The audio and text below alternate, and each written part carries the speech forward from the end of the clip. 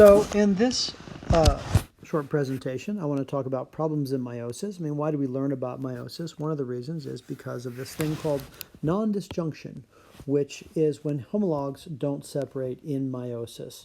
So let's take a look over here. One of the results of this is a thing called Down syndrome. And that occurs because a child has more than two of the chromosome number 21.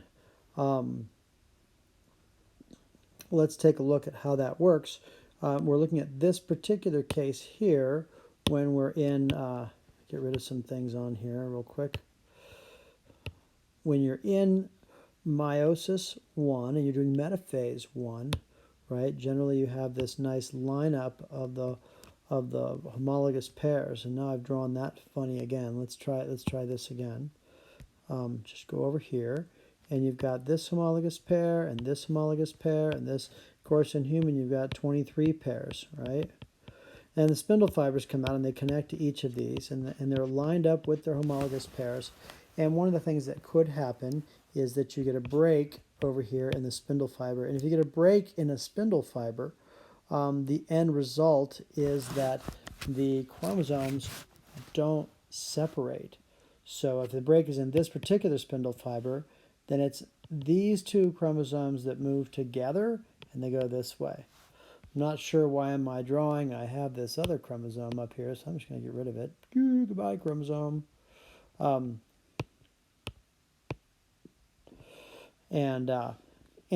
so anyway, what happens there is when those things finish their metaphase 1, they look like this situation highlighted down here. And so in this situation, you've got these two chromosomes here, and you're missing one on this side, right? That makes an extra chromosome. Now, later we'll talk about the X and the Y there. This is occurring inside, so it's kind of important to think about development here. So this occurs in the egg typically. Well, I should say 3/4 of the time it occurs in the egg cells, and sometimes it actually occurs in the sperm cells as well, but it's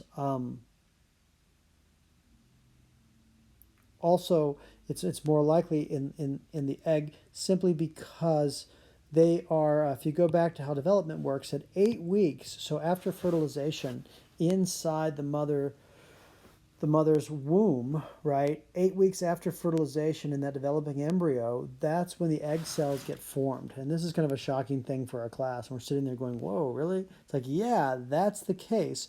So, and those egg cells begin dividing, and they stop in metaphase 1. 8 weeks in development inside the womb. So when a child is born, they've already had their egg cells. A female child, she's already had her egg cells, and they're held in metaphase 1. There's like 40,000 of them, and they're there, and they've already been there for 7 months, right? So as women get older, the probability of having a Down syndrome child gets higher, potentially, and I don't think it's exactly known why or what exactly causes a spindle fiber to break, but essentially those eggs are held like this with the spindle fibers latched on. They're held like this for all those years until childbirth, for 20, 30, 40 years. So there's a possibility that,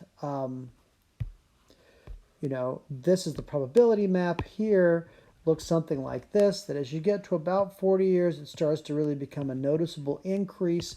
And it's increasing all the way along. So it's an exponential increase from very early childhood ages, right?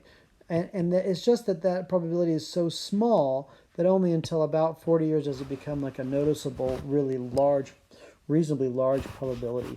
And so, but what you'll also see out there is that although the probability of Downs increases with age, the actual number of Downs children born to parents is more. There are more of them born to younger parents, right? Because there's hundreds of times more children born to younger parents, and as a result, even though the probability is lower, there are more of them born to young parents. So one way to look at Down syndrome and these other conditions is that if you want to think about the genome is sort of an orchestra, and there's about the right number of instruments in each different group. And then if you have an extra chromosome or you're missing a chromosome, essentially you're going to be producing a bunch of extra chemicals and proteins, or you're not going to be producing enough. And as a result, you get sort of an imbalance chemically, and that can have a diversity of effects. Now, Down syndrome, I'll talk a little bit about in the I have a slideshow presentation later in this unit where we talk about sex determination, and I think I can also stop there and talk about Down syndrome, which has nothing to do with the X and Y chromosome, but it is called a trisomy, right? Which is what we draw this with, which is a 3 chromosome condition, and I think that's all I want to do right now on that. The name for this often is called aneuploidy, which is an uneven number of chromosomes. The process that leads to it is nondisjunction, which is the failure of those homologous pairs to separate in meiosis 1.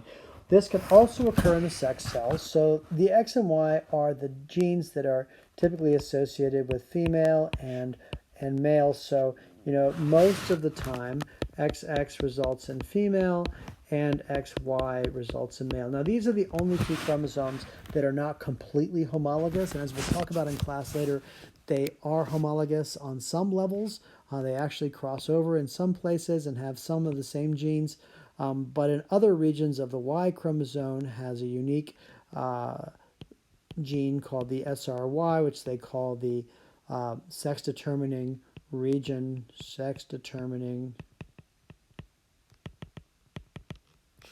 region of the Y chromosome, which is SRY. So one of the things that happens in aneuploidy, for most of the chromosomes in the body, embryos don't develop.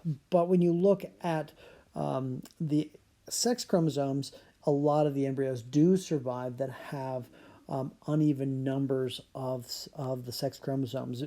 And there's a lot of ways of that to happen. So sometimes it happens in a thing called, now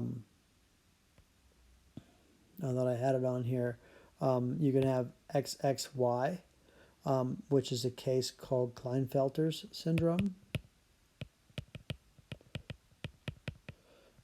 Lots of people with treatment live very happy, successful lives with this, and it looks something like this arrangement, right? You have the X chromosome, and a Y, so you have an extra X.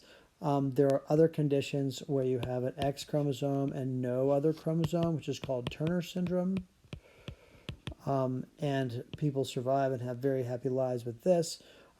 These are both difficult to have children if you have these cases. There's also an XYY, which has very minimal effects on people's behavior and on their physical conditions. So, and people can survive with those. A lot of people go through entire lives with these and never know they have them.